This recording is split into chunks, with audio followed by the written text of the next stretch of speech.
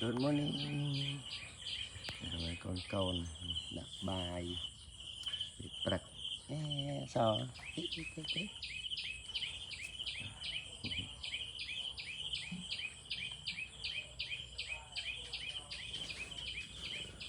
nhịp hai nè chụp cạt câu này là ngày nào đây con on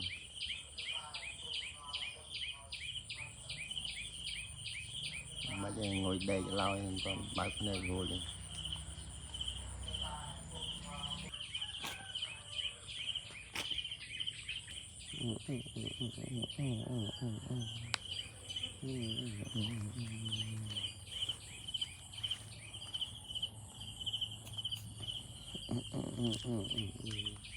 Nhau nhau nhau nhau nhau nhau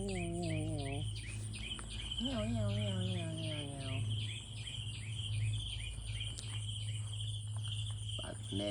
bạn nét bài